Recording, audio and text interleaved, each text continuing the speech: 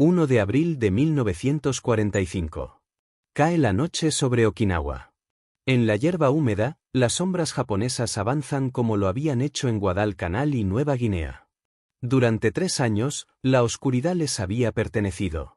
Pero esta noche, un extraño resplandor esmeralda convierte las sombras en objetivos. Un apretón del gatillo, y las horas negras mismas traicionan a Japón. ¿Cómo habían aprendido de repente los soldados estadounidenses a ver a través del vacío cuando durante años nadie más podía? Durante años antes de Okinawa, el crepúsculo se convirtió en el arma más mortífera de Japón. En China, luego a través de las junglas de Guadalcanal, Nueva Guinea y las Filipinas, las tropas estadounidenses aprendieron que las victorias diurnas significaban poco una vez que se ponía el sol. Las horas negras pertenecían a los soldados del emperador. Llegaban en pequeños grupos, 3, 5, tal vez 10 hombres armados con rifles Arisaka, bayonetas y granadas. Se deslizaban silenciosamente por la jungla. Un susurro en la maleza, el chasquido de una rama, y luego el caos.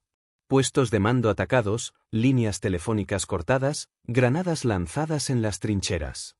Al amanecer, los infiltrados habían desaparecido como fantasmas, dejando solo hombres muertos y sin dormir. El sargento técnico William Morrison de la 32ª División de Infantería lo recordaba con temor. No podías ver nada condenado. Los oirías moviéndose, tal vez una rama chasquida, y esperarías el cuchillo en la oscuridad. A veces simplemente se quedaban allí durante horas esperando a que te durmieras. Luego te despertabas para encontrar la garganta de tu compañero cortada en la trinchera al lado de la tuya. Los soldados estadounidenses comenzaron a temer la puesta de sol más que las batallas del día. Las victorias bajo el sol se volvieron huecas cuando llegaba el anochecer porque todos sabían que las sombras estaban vivas. Un solo infiltrado podría aterrorizar a toda una compañía, no por la fuerza bruta, sino por el peso aplastante del agotamiento y el miedo. El ejército imperial había entrenado para esto durante años. En China y Manchuria, practicaban moverse silenciosamente bajo la luz de las estrellas, navegando por terrenos accidentados sin hacer un sonido. Aprendieron a distinguir los ruidos naturales de los sonidos de un enemigo, a esperar con paciencia inhumana, a golpear cuando las mentes y los cuerpos eran más débiles. Para los japoneses, el campo de batalla nocturno era tan real como cualquier playa o colina. Para 1943, el patrón se había vuelto predecible y mortal. Los estadounidenses avanzaban de día con potencia de fuego y aviones. Pero cuando caía la oscuridad, el campo de batalla se desplazaba. Regimientos completos perdían el sueño, la moral se resquebrajaba, y los hombres oraban simplemente para ver la mañana. El mando estadounidense entendía que a menos que algo cambiara, cada campaña del Pacífico sangría 2 veces. Una vez a la luz del día y luego otra vez después de la puesta de sol. En ese año, la Junta de Ingenieros del Ejército de Estados Unidos en Fort Belvoir recibió una orden desesperada. Desarrollar una forma de detener los ataques nocturnos japoneses. Para los soldados en el frente, parecía ciencia ficción. ¿Cómo podría alguien ver en la oscuridad total? Pero en laboratorios tranquilos lejos de la jungla, los ingenieros estadounidenses comenzaron a armar lo imposible. El avance vino de combinar 3 tecnologías frágiles. Primero, un foco infrarrojo. Una lámpara ordinaria, pero filtrada para brillar solo rayos invisibles. Segundo, un tubo convertidor capaz de transformar esa luz invisible en una imagen fantasmal verde. Tercero, un paquete de energía portátil, pesado e incómodo, pero lo suficientemente fuerte para alimentar el sistema. El arma elegida fue el carabina M1. Ligero, semiautomático y confiable, ofreció la plataforma perfecta para esta extraña óptica nueva. Modificado en la variante T3, el rifle ya no usaba miras de hierro. En su lugar, llevaba la voluminosa mira infrarroja T120. Debajo del cañón se sentaba una lámpara que ningún ojo humano podía ver. Un cable grueso corría hacia atrás hasta una batería de 6 voltios en una mochila de lona. Su zumbido alimentaba 4250 voltios al tubo convertidor. El sistema pesaba más de 30 libras. Un hombre llevaba el rifle, otro las baterías, y a veces un tercero daba cobertura. Los hombres que se lo pusieron recordaban tambalearse bajo el peso, la lluvia empapando sus espaldas. Pero cuando levantaban el visor brillante, olvidaban la carga porque por primera vez la oscuridad era suya. William Garstein, uno de los ingenieros, escribió más tarde: la primera vez que vimos a hombres moviéndose en la oscuridad total, fue como ver fantasmas aparecer. Sabíamos que la guerra acababa de cambiar, pero ¿podría esta invención frágil sobrevivir al barro, la lluvia y el fuego de Okinawa? La respuesta vendría en una noche cuando las sombras pensaban que eran seguras. Abril de 1945, las playas de Okinawa estaban abarrotadas de hombres y máquinas. El Sexto Ejército y los marines habían desembarcado bajo artillería incesante y ataques kamikaze. Pero para los soldados cavando trincheras en el suelo rocoso, la verdadera prueba no era la luz del día. Eran las largas horas después del anochecer. Todos recordaban Guadalcanal. Recordaban Nueva Guinea, recordaban las Filipinas. La oscuridad significaba terror. El 32º Ejército japonés, con más de 70.000 hombres, había oneicombed la isla con cuevas, búnkers y túneles. El general Mitsuru Ushima sabía que no podía superar en armas a los estadounidenses, pero podría superarlos. Su esperanza era la misma estrategia que había funcionado antes. Dejar que los estadounidenses avanzaran de día, luego sangrarlos de noche con ataques de infiltración. En la noche del 6 de abril, llegó el primer intento serio. La luna se ocultó detrás de nubes gruesas, los campos y las crestas bañadas en negro total. Docenas de soldados japoneses se agacharon con rifles Arasaka, bayonetas y cargas de mochila comenzaron su arrastre hacia el perímetro estadounidense. Se movieron como siempre lo habían hecho, silenciosos, pacientes, seguros de que la oscuridad los protegería. En las trincheras estadounidenses, los hombres se prepararon. Pero esta vez, entre ellos había 150 soldados llevando algo casi sobrenatural. Cada uno se agachaba con un arma extraña, un cable grueso arrastrándose a una batería zumbante en su espalda. El T-3 con su mira infrarroja parpadeó. Bate el campo en verde inquietante. Un soldado de infantería de la 96ª División de Infantería levantó su arma de fuego. A través de la óptica, el vacío se transformó. La hierba alta se convirtió en una alfombra brillante.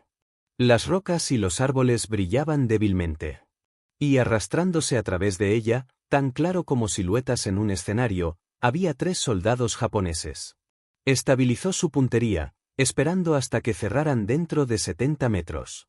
El hombre de cabeza se levantó en cuclillas, señalizando hacia adelante. El gatillo se apretó. La figura cayó instantáneamente. Los otros 2 se congelaron, desorientados. Miraron alrededor salvajemente, susurrando en confusión, pero no pudieron ver nada. 2 disparos más chasquearon. Ambos hombres se derrumbaron antes de que comprendieran lo que había sucedido. En otros lugares a lo largo de la línea, escenas similares se desarrollaron. Las figuras esmeralda se movieron a través de la óptica, inconscientes de que estaban expuestas. En un sector, un artillero estadounidense calmadamente disparó a 5 infiltrados en menos de un minuto. En otro, un equipo dirigió fuego de mortero en un escuadrón japonés que habían visto formándose mucho más allá de lo que los ojos humanos podían ver. Para los estadounidenses, fue una revelación. Por primera vez en la Guerra del Pacífico, podían comandar las sombras. Un sargento escribió más tarde: era como ver una película. Estos personajes pensaban que eran invisibles. Luego disparas y simplemente caen. Los chicos empezaron a llamarnos asesinos de fantasmas. Para los japoneses, fue horror. Los sobrevivientes más tarde dijeron a los interrogadores que pensaban que los estadounidenses habían ganado una visión mágica.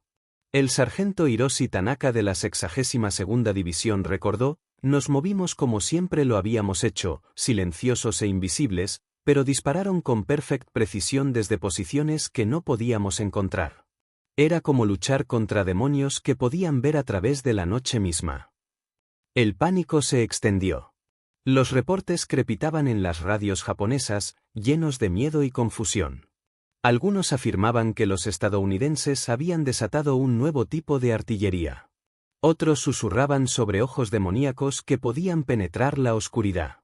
Los oficiales instaban a sus hombres hacia adelante, pero la confianza se rompió. Noche tras noche, el patrón se repetía.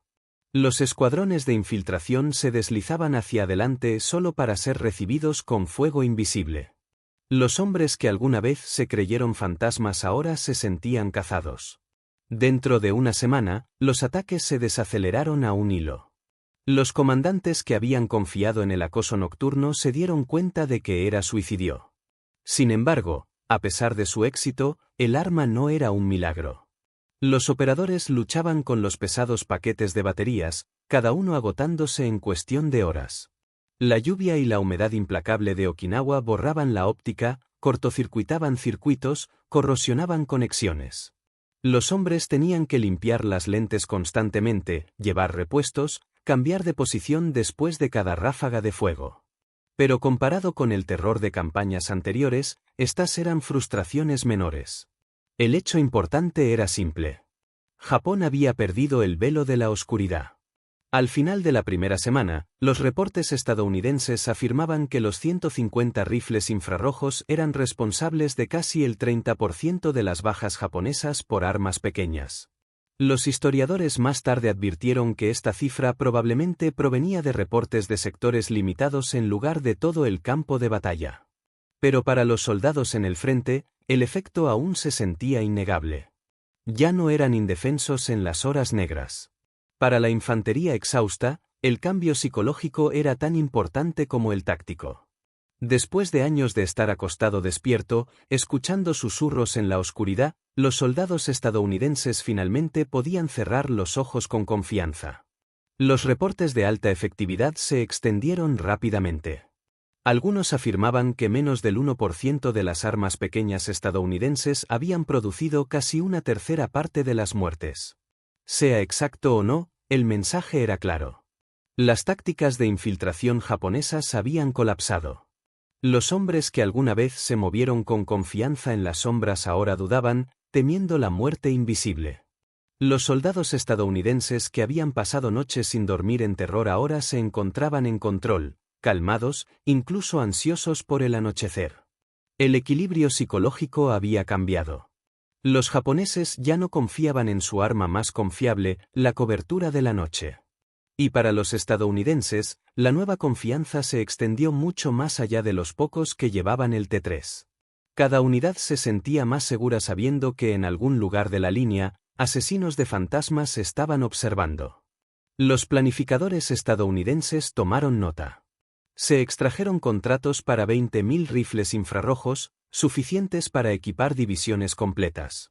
La operación Downfall, la invasión planeada de Japón, habría visto las calles de la ciudad y los pasos de montaña iluminados no por focos de búsqueda, sino por rayos invisibles, con miles de armas convirtiendo la oscuridad en luz del día. Esa invasión nunca llegó. Las bombas atómicas terminaron la guerra primero, pero el T3 ya había demostrado una verdad que daría forma a los campos de batalla futuros. La tecnología podría borrar incluso el miedo más primario. El sistema evolucionó. Los modelos mejorados lucharon en Corea, donde las tropas estadounidenses enfrentaban ataques nocturnos chinos. Para Vietnam, la visión nocturna se había vuelto más ligera, clara y mortífera precisa. Hoy, ningún ejército moderno pensaría en entrar en batalla sin ella. Cada alcance teñido en Irak, Afganistán o campos de entrenamiento en toda América tiene su ascendencia de vuelta a esas primeras 150 armas en Okinawa.